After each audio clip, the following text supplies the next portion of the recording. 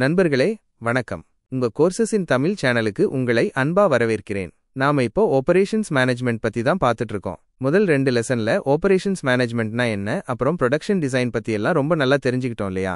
நீங்க இன்னும் அந்த லெசன்களை பார்க்கலைனா கவலையே வேணாம். மேல ஐ கார்டுலையும் கீழே டெஸ்கிரிப்ஷன்லையும் லிங்க் இருக்கு, பார்த்துட்டு வாங்க. சரி, இப்போ இந்த லெசன்ல ஒரு முக்கியமான டாபிக் பத்தி பேச போறோம். அதுதான் ப்ராசஸ் பிளானிங். வாங்க ஆரம்பிக்கலாம். Lesson 3 Process Planning 3.1 Introduction ப்ராசஸ்னா என்னன்னு முதல்ல பார்த்துருவோம். இது ஒரு வேலை அல்லது பல வேலைகள் சேர்ந்த ஒரு குழு. இது ஒன்று அல்லது அதற்கு மேற்பட்ட இன்புட்ஸை எடுத்துக்கும், அதை மாத்தி அதுக்கு மதிப்பு கூட்டி அப்புறம் ஒரு அவுட்புட்டை கொடுக்கும். வேற விதமா சொல்லணும்னா ஒரு ப்ராசஸ்னா சில முடிவுகளை அடையறதுக்காக வரிசையா செய்யப்படுற வேலைகள். பொதுவா கஸ்டமர்ஸுக்கு கூடுதல் மதிப்பை உருவாக்குறது தான் இதன் நோக்கம். ஒரு ப்ரொடக்ஷன் சிஸ்டம்ல ஒரு ப்ராசஸ் இன்புட்ஸை பயனுள்ள அவுட்புட்ஸா மாத்துது. ஒரு ப்ராசஸ்ங்கிறது ஒரு நிறுவனத்தோட ரிசோர்சஸ் ஐ பயன்படுத்தி மதிப்பு மிக்க ஒன்ன வழங்குறது. எந்த ஒரு ப்ராசஸ் இல்லாம தயாரிக்க முடியாது. எந்த சர்வீஸையும் ப்ராசஸ் இல்லாம வழங்க முடியாது. அதே மாதிரி ப்ராடக்ட் அல்லது சர்வீஸ் இல்லாம எந்த ப்ராசஸும் இருக்க முடியாது. Computer aided process planning CAPP மூடும் பிறை அடைப்புக்குறி O2 பங்கு பத்தி தெரிஞ்சுக்கிறதுக்கு முன்னாடி ஒரு ப்ராடக்ட் சைக்கிள்ல ப்ராசஸ் பிளானிங்கோட பங்கு என்னன்னு புரிஞ்சுக்கிறது ரொம்ப முக்கியம். ஒரு ப்ராடக்டோட டிசைன் கஸ்டமர்களோட கருத்துக்களின் அடிப்படையில உருவானதுக்கு அப்புறம் அதை தயாரிக்கிறதுக்கு பல உற்பத்தி ப்ராசஸ்களை கவனமா பிளான் பண்ணி ஸ்கெடியூல் செய்ய வேண்டியது அவசியம். அப்போதான் ப்ராடக்ட் சரியான ஸ்பெசிஃபிகேஷன்ஸ்ல தயாரிக்கப்பட்டு சரியான நேரத்துல ரொம்ப குறைஞ்ச செலவுல டெலிவரி ஆகும். ஒரு கான்செப்ட்ல இருந்து design, planning, production, quality control, அப்புறம் திரும்ப டிசைனுக்கு ஃபீட்பேக் போற இந்த சுழற்சியில பிளானிங் எவ்வளவு முக்கியம்னு நாம ஈஸியா புரிஞ்சுக்கலாம். ஜாப் அல்லது பேட்ச் மேனுஃபேக்சரிங்ல பிளானிங்க்கும் மற்ற வேலைகளுக்கும் பெரிய அளவுல டேட்டா தேவைப்படும். அதனால டேட்டாபேசஸ் தேவை. மொத்த மேனுஃபேக்சரிங் சிஸ்டம் நல்லா வேலை செய்யணும்னா இன்ஃபர்மேஷன் ரொம்ப வேகமா பரவணும். 3.2 Meaning of Process Planning process பிளானிங்னா என்னன்னு சொல்லலாம்னா ஒரு ப்ராடக்ட்டை தயாரிக்கிறதுக்கு என்னென்ன ப்ராசஸஸ் தேவை, அப்புறம் அந்த வேலைகள் எந்த வரிசையில செய்யப்படணும்னு தீர்மானிக்கிறது தான். இதுல மூலப்பொருட்களை டிராயிங்ல இருக்கிற ஸ்பெசிஃபிகேஷன்ஸ் படி ஃபினிஷ்ட் ப்ராடக்டடா மாத்துறதுக்கு என்னென்ன ப்ராசஸஸ், மெஷின் டூல்ஸ், அப்புறம் மற்ற எக்யூப்மெண்ட்கள்லாம் தேவைன்னு யோசிக்கிறது, தேர்ந்தெடுக்கிறது, அப்புறம் குறிப்பிடுவது அடங்கும். டிசைன் இன்ஜினியர்ஸ் ப்ராடக்ட்டை டிசைன் பண்ணதுக்கு அப்புறம் அசம்பிளி டிராயிங்ஸ், அப்புறம் தனித்தனி கம்போனன்ட்ஸ்க்கான ஒர்க்கிங் டிராயிங்ஸ் எல்லாம் செய்வாங்க. அப்போ ப்ராசஸ் பிளானர்ஸ் என்ன பண்ணுவாங்கன்னா பார்ட் டிராயிங்ல குறிப்பிட்டுள்ள ஸ்பெசிஃபிகேஷன்ஸ்க்கு ஏத்த மாதிரி அந்த ப்ராடக்ட்டை எப்படி சிறந்த முறையில தயாரிக்க முடியும்னு பார்ப்பாங்க. 3.3 Selection of Process process selection முடிவுகள் என்னன்னா என்ன வகையான உற்பத்தி ப்ராசஸ் பயன்படுத்தணும், அப்புறம் அந்த ப்ராசஸ் எவ்வளவு தூரம் இருக்கணும்னு தீர்மானிக்குது. ப்ராசஸ் வகை வேறுபடலாம். உதாரணமா ஒரு தொழிற்சாலையில முதன்மை ப்ராசஸ்ங்கிறது மூலப்பொருட்களை ப்ராடக்ட்ஸா மாத்துற ஒரு கைகளால் செய்யற வேலை அல்லது மெக்கானிக்கல் அல்லது கெமிக்கல் மாற்றம். ஒரு கல்லூரி அல்லது பல்கலைக்கழகத்துல அது மாணவர்களுக்கு கல்வி கற்பிப்பது. ஒரு மருத்துவமனையில அது நோயாளிகளுக்கு சிகிச்சை அளிப்பது. ஒரு ப்ரொடக்ஷன் சிஸ்டம் டிசைன் பண்றதுல ஒரு முக்கியமான விஷயம் என்னன்னா ப்ராடக்ட்ஸை தயாரிக்க அல்லது சர்வீசஸை வழங்க என்னென்ன ப்ராசஸ்களை பயன்படுத்தணும்னு முடிவு செய்யறது தான். ப்ராசஸ்கள் பத்தி முடிவெடுக்கும்போது மனித வளங்கள், ஈக்விப்மெண்ட்கள், அப்புறம் மெட்டீரியல்ஸை தேர்ந்தெடுக்க பல வகையான தேர்வுகள் இருக்கும்.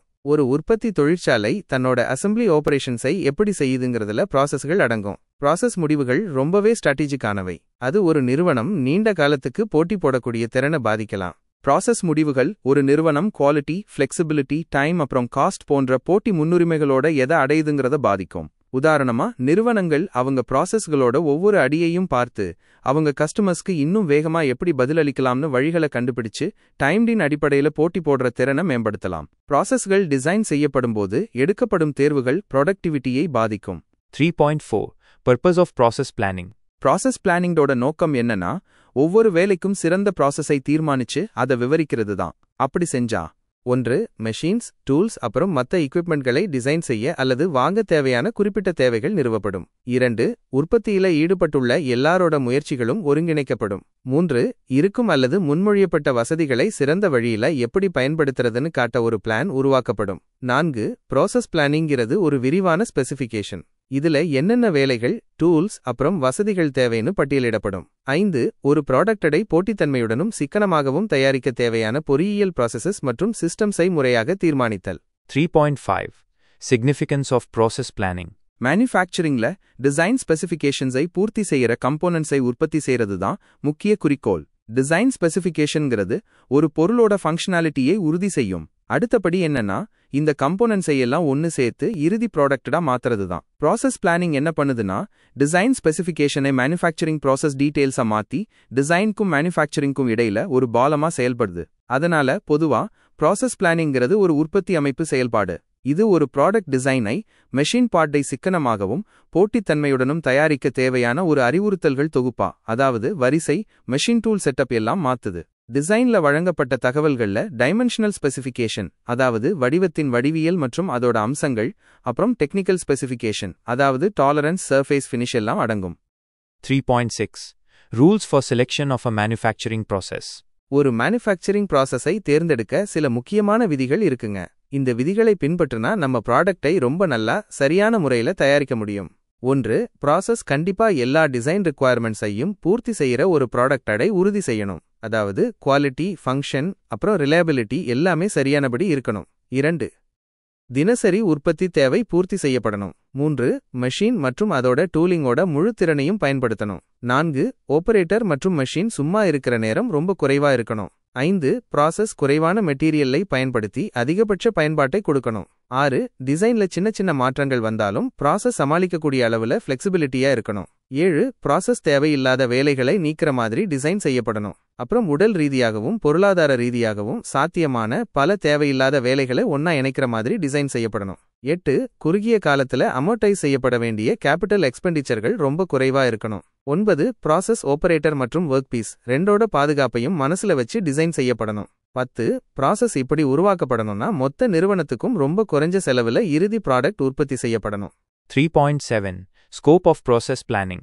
ப்ராசஸ்னா என்னன்னு திரும்பவும் சொல்றேன். ஒரு ஆபரேஷன் சிஸ்டம்ல இருந்து ஒரு அவுட்புட்டை அடையறதுக்கு பயன்படுற எந்த ஒரு வேலைகள் குழுவும் ப்ராசஸ் தான். இதுல ஒரு குறிப்பிட்ட எஃபெக்டிவ்னஸ் மெஷருக்கு ஏத்த மாதிரி அவுட்புட் கிடைக்கும். ஒரு ப்ராடக்டை டிசைன் பண்ணும்போது சில ஸ்பெசிஃபிகேஷன்ஸ் எல்லாம் முடிவு செய்யப்படும். அதாவது பிசிக்கல் டைமென்ஷன்ஸ், டாலரன்ஸ், ஸ்டாண்டர்ட்ஸ், அப்புறம் குவாலிட்டி எல்லாமே தீர்மானிக்கப்படும். அப்புறம் நாம எதிர்பார்க்கிற அவுட்புட்டை எப்படி அடையறதுன்னு ஒரு தெளிவான முடிவு எடுக்க வேண்டிய விஷயம் வரும். இந்த முடிவு தான் ப்ராசஸ் பிளானிங்கோட அடிப்படை. ப்ரொடக்ஷன் ஃபங்க்ஷன்கிறது அடிப்படையில் ஒரு டிரான்ஸ்ஃபார்மேஷன் ப்ராசஸ் தான். இது இன்புட்ஸை எடுத்துக்கும், அதுக்கு மதிப்பு கூட்டி அப்புறம் அவுட்புட்ஸை கொடுக்கும். ப்ராசஸ் செலெக்ஷன்கிறது ஒரு பெரிய ஸ்ட்ராட்டஜிக் டெசிஷன். ஏன்னா இது மனித வளங்கள் அப்புறம் மெட்டீரியல் ரிசோர்ஸஸை ஒதுக்குறது மட்டும் இல்லாம நீண்ட காலத்துக்கு நிதி தொடர்பான உறுதிப்பாடுகளையும் உள்ளடக்கும்.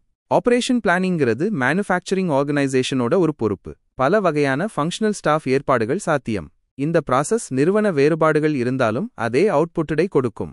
ஆபரேஷன்ஸ் பிளானிங்கான பிசினஸ் நோக்கங்கள் என்னென்னு பார்க்கலாம். 1. New product manufacture. ஒரு புது டிசைன் இதுக்கு முன்னாடி தயாரிக்கப்படாததா இருக்கலாம் அல்லது ப்ராடக்டுக்காக புது உற்பத்தி வேலைகள் அறிமுகப்படுத்தப்படலாம். பிளானிங் இல்லாம போனா ப்ராடக்டை அறிமுகப்படுத்துறது ரொம்பவே குழப்பமா இருக்கும். 2. சேல்ஸ் இருக்கும் அல்லது புது ப்ராடக்டோட சேலபிலிட்டியை அதிகப்படுத்துறதுக்கு புது வாய்ப்புகள் உருவாகலாம்.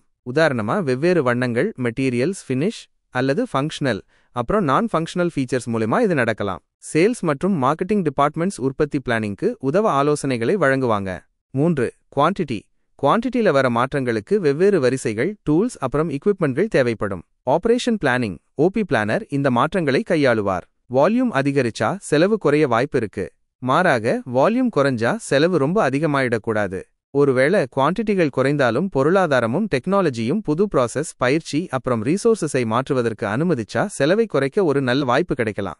ஆனா குவான்டிட்டி ரொம்ப அதிகமா குறைஞ்சா ஓபி பிளானர் உற்பத்தி இனி சிக்கனமா இருக்காதுன்னு பரிந்துரைக்கிறது சரியானதா இருக்கும். ஒருவேளை ஒரு சப்ளையர் குறைந்த செலவுக்கு ஒரு நல்ல மாற்று வழியா இருக்கலாம்.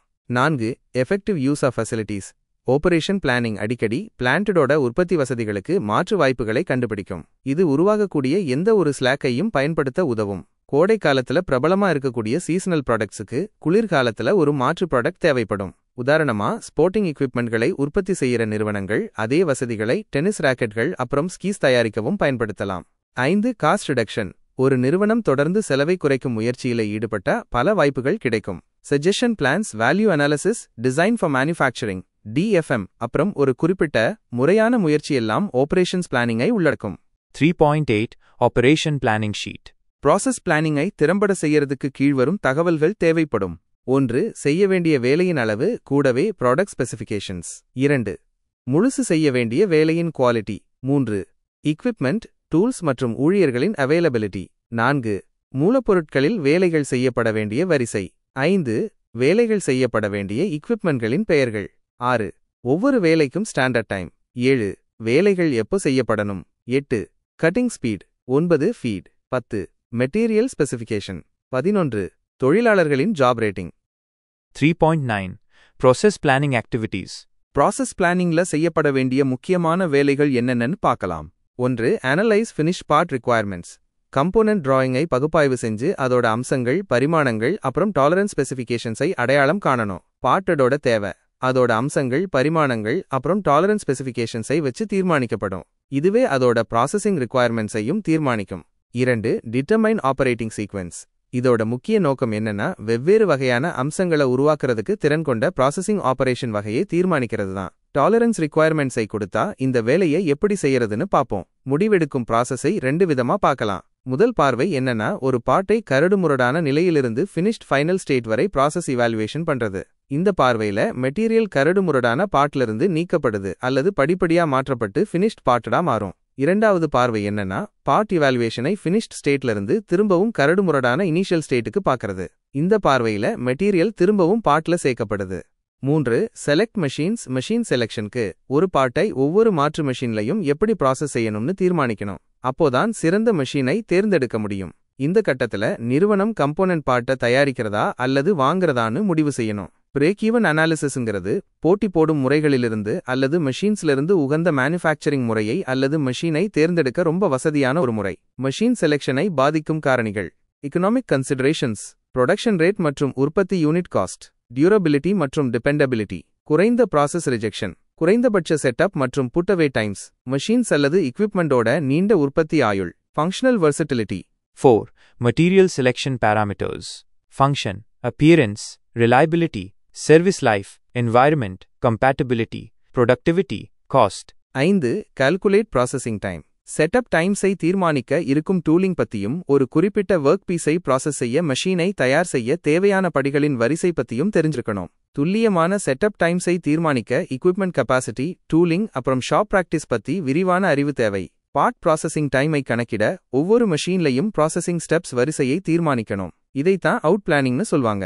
ப்ராசஸிங் டைமை கணக்கிட்டதுக்கப்புறம் ஒரு பார்ட் டைம் செய்தை ப்ராசஸ் செய்ய ஒரு முழுமையான சுழற்சியில சம்பந்தப்பட்ட loading, part unloading, machine indexing அப்புறம் மற்ற காரணிகளுக்கான சரியான நேரங்கள் சேர்க்கப்படணும். இது எதிர்பார்க்கப்படும் மெஷின் சைக்கிள் டைமை கணக்கிட உதவும். மெஷின் சைக்கிள் டைம் டன் அலவன்சஸை சேர்த்தா ஒரு பீஸை ப்ராசஸ் செய்யறதுக்கான ஸ்டாண்டர்ட் சைக்கிள் டைம் கிடைக்கும். கணக்கிடப்பட்ட சைக்கிள் டைம் டன் சரியான மெஷின் ரேட்ஸை சேர்த்தா ஒரு குறிப்பிட்ட வேலைக்கான எதிர்பார்க்கப்படும் ஸ்டாண்டர்ட் காஸ்ட் கிடைக்கும். 6. Document process planning. Process plan, job routing அல்லது ஆபரேஷன் ஷீட்டடா ஆவணப்படுத்தப்படும். ஆபரேஷன் ஷீட்டட route sheet, instruction sheet, traveller, பிளானர்னு கூட சொல்லுவாங்க. ரூட் ஷீட்ல இருந்து கிடைக்கும் தகவல்கள். பார்ட் ஐடென்டிஃபிகேஷன், ஒவ்வொரு வேலையிலையும் ப்ராசஸிங் ஸ்டெப்ஸ் பற்றிய விளக்கம். ஆபரேஷன் சீக்வென்ஸ் மற்றும் மெஷின்ஸ், ஸ்டாண்டர்ட் செட்டப் மற்றும் சைக்கிள் டைம்ஸ், ஒவ்வொரு வேலைக்கும் தேவையான டூலிங். ப்ரொடக்ஷன் கண்ட்ரோல் இன்ஃபர்மேஷன், ஒவ்வொரு வேலையிலையும் பிளானிங் லீட் டைமை காட்டும்.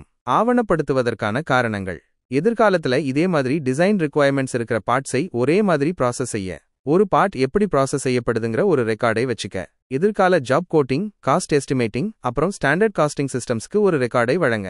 தகவல் தொடர்புக்கு ஒரு வெஹிக்கிளாக செயல்பட. 7. Communicate process knowledge. கம்யூனிகேஷன் ரொம்ப முக்கியம். அப்போதான் பார்ட் மிகச் சிக்கனமான வழியில் ப்ராசஸ் செய்யப்படும்னு உறுதி செய்ய முடியும். ப்ராசஸ் டாக்குமெண்டேஷன் மற்றும் கம்யூனிகேஷன் உற்பத்தி, குவாலிட்டி மற்றும் கன்சிஸ்டன்சியை மேம்படுத்துவதற்கு அடிப்படையை வழங்கும். 3.10 Computer Aided Process Planning. Computer aided process planning CAPP ஒரு பார்ட்டை உருவாக்க தேவையான ப்ராசஸிங் ஸ்டெப்ஸை தீர்மானிக்க உதவுது. இது CAP பயன்படுத்தப்பட்டு என்ன செய்யப்படணும்னு வரையறுக்கப்பட்ட பிறகு நடக்கும். CAPP ப்ரோக்ராம்ஸ் ஒரு ப்ராசஸ் பிளான் அல்லது ரூட் ஷீட்டடை வேரியன்ட் அல்லது ஜெனரேட்டிவ் அப்ரோச்சை பின்பற்றி உருவாக்கும். வேரியன்ட் அப்ரோச்ல டிசைனை பரிசீலிச்சு ஃபைல்ல இருக்கிற ஸ்டாண்டர்ட் ப்ராசஸ் பிளான்ஸ்ல இருந்து சிறந்த பிளானை எடுக்கும். அந்த பிளான் முழுசா பொருந்தலைனா அதை கைமுறையா மாத்தலாம். ஜெனரேட்டிவ் அப்ரோச் CAPPக்கு ப்ராடக்ட் டிசைன் ஸ்பெசிஃபிகேஷன்ஸ்ல இருந்து ஆரம்பிக்கும். இது மெஷின் செட்டிங்ஸ் உட்பட ஒரு விரிவான ப்ராசஸ் பிளானை உருவாக்க முடியும். CAPP systems design algorithms, machine characteristics மற்றும் டிசிஷன் லாஜிக்கை பயன்படுத்தி பிளான்ஸை உருவாக்கும். எக்ஸ்பர்ட் சிஸ்டம்ஸ் டிசிஷன் ரூல்ஸை அடிப்படையாக கொண்டவை. அவை சில ஜெனரேட்டிவ் CAPP சிஸ்டம்ஸ்ல பயன்படுத்தப்பட்டுள்ளன. CAPP சமீப காலத்துல ஒருங்கிணைந்த சிஸ்டம்க்கு நிறுவனங்களுக்கு இடையேயான ஓட்டத்துல மிக முக்கியமான ஒரு இணைப்பு புள்ளியா மாறியிருக்கு. இதோட முக்கிய நோக்கம் என்னன்னா, உலக அளவுல சிஸ்டம் பெர்ஃபார்மன்ஸை மேம்படுத்துறது தான். கம்ப்யூட்டரோட அவசியத்தை ஒரு உதாரணம் மூலம் ஈஸியா புரிஞ்சுக்கலாம். உதாரணமா, நாம டிசைனை மாத்தினா அந்த டிசைன் சேஞ்சஸ்க்கான காஸ்ட் எஸ்டிமேட்ஸை உருவாக்க ஒரு CAPP மாடியூலை பயன்படுத்த முடியும். அதே மாதிரி ஷாப் ஃப்ளோர்ல மெஷின்ஸ் பழுதானா இந்த சூழ்நிலைக்கு மிக சிக்கனமான தீர்வை பயன்படுத்த மாற்று ப்ராசஸ் பிளான் கையில இருக்கணும். CAPPனா ப்ராசஸ் பிளானிங் ஃபங்க்ஷன்ல மனித ப்ராசஸ் பிளானருக்கு உதவ கம்ப்யூட்டரை பயன்படுத்துறது தான். ஆரம்ப நிலையில இது ப்ராசஸ் பிளான்ஸை தயார் செய்யற நேரத்தையும் முயற்சியையும் குறைக்கும். அப்புறம் இன்னும் சீரான ப்ராசஸ் பிளானை வழங்கும். மிக மேம்பட்ட நிலையில இது CADக்கும் CAMக்கும் இடையிலான தானியங்கி இடைமுகத்தை வழங்கும். அப்புறம் முழுமையான ஒருங்கிணைப்பை அடைய முடியும். CAPPல உள்ள படிகள் இப்போல்லாம் உண்மையான உற்பத்தி ப்ராசஸ் அப்புறம் ப்ராடக்ட் டிசைன் எலமெண்டோட ஆட்டோமேஷன்ல ரொம்ப வேகமான முன்னேற்றம் அடைஞ்சிட்டு இருக்கு. ஆனா டிசைனுக்கும் ப்ரொடக்ஷனுக்கும் இடையிலான இடைமுகம் ஒருங்கிணைப்பை அடையறதுல பெரிய சிரமத்தை உருவாக்குது. இந்த ஒருங்கிணைப்பை அடையறதுக்கு CAPPக்கு பெரிய சாத்தியம் இருக்கு. பொதுவா ஒரு முழுமையான CAPP சிஸ்டம்ல கீழ்வரும் படிகள் இருக்கும். Design input, material selection, process selection, process sequencing, machine and tool selection, intermediate surface determination, fixture selection, machining parameter selection, cost/time estimation, plan preparation, MATLAB image generation. சமீப நாட்களில பல computer aided process planning systems பலவிதமான manufacturing ஆபரேஷன்ஸ்க்கு பயன்படுத்த கிடைக்குது. இந்த சிஸ்டம்ஸை பரவலா 2 வகையா பிரிக்கலாம். 1. Variant computer aided process planning method. 2. Generative computer aided process planning method. இந்த இரண்டின் விவரங்களும் அடுத்த துணைப்பிரிவுகளில் விளக்கப்படும். Summary. ப்ராசஸ் பிளானிங்னா ஒரு ப்ராடக்ட்டை தயாரிக்கிறதுக்கு என்னென்ன ப்ராசஸஸ் தேவை, அப்புறம் அந்த வேலைகள் எந்த வரிசையில செய்யப்படணும்னு தீர்மானிக்கிறது தான். ஒரு ப்ராசஸ்ங்கிறது ஒன்னு அல்லது அதற்கு மேற்பட்ட இன்புட்ஸை எடுத்துக்கும், அதை மாத்தி அதுக்கு மதிப்பு கூட்டி அப்புறம் ஒரு அவுட்புட்டை கொடுக்கும் எந்த ஒரு வேலை அல்லது வேலைகள் குழுவும். டிசைன் இன்ஜினியர்ஸ் ப்ராடக்ட்டை டிசைன் பண்ணதுக்கு அப்புறம் அசெம்பிளி டிராயிங்ஸ் அப்புறம் தனித்தனி கம்போனன்ட்ஸ்க்கான ஒர்க்கிங் டிராயிங்ஸ் எல்லாம் செய்யப்படும். ப்ராசஸ் பிளானர்ஸ் என்ன பண்ணுவாங்கன்னா, பார்ட் டிராயிங்ல குறிப்பிட்டுள்ள ஸ்பெசிஃபிகேஷன்ஸ்க்கு ஏத்த மாதிரி அந்த ப்ராடக்ட்டை எப்படி சிறந்த முறையில தயாரிக்க முடியும்னு பாப்பாங்க. கம்ப்யூட்டர் எய்டட் ப்ராசஸ் பிளானிங்ல உள்ள படிகளும் இந்த லெசன்ல விளக்கப்பட்டுள்ளன. நண்பர்களே, ஆபரேஷன்ஸ் மேனேஜ்மெண்டோட லெசன் 3 ப்ராசஸ் பிளானிங் இங்கு நிறைவுக்கு வருது. இந்த பாடம் உங்களுக்கு ப்ராசஸ் பிளானிங்னா என்ன, அதோட அவசியம், நோக்கங்கள், முக்கியத்துவம், ஒரு மேனுஃபேக்சரிங் ப்ராசஸை தேர்ந்தெடுக்க வேண்டிய விதிகள், ப்ராசஸ் பிளானிங்கோட ஸ்கோப், ஆபரேஷன் பிளானிங் ஷீட்ல என்ன தகவல்கள் இருக்கும், ப்ராசஸ் பிளானிங் வேலைகள், அப்புறம் கம்ப்யூட்டர் எய்டட் ப்ராசஸ் பிளானிங் பத்தின தெளிவான புரிதலை கொடுத்திருக்கும்னு நான் ரொம்பவே நம்புறேன். இந்த வீடியோ உங்களுக்கு பயனுள்ளதா இருந்தா மறக்காம ஒரு லைக் போடுங்க, உங்க நண்பர்களோட ஷேர் பண்ணுங்க. நம்ம கோர்சஸின் தமிழ் சேனலுக்கு இன்னும் சப்ஸ்கிரைப் பண்ணலைனா இப்போவே பண்ணிடுங்க. அடுத்ததா லெசன் 4ல ப்ரொடக்ஷன் சிஸ்டம் பத்தி பேச போறோம். அதுவும் ரொம்பவே சுவாரஸ்யமா இருக்கும். அடுத்த வீடியோவில் சந்திப்போம். நன்றி.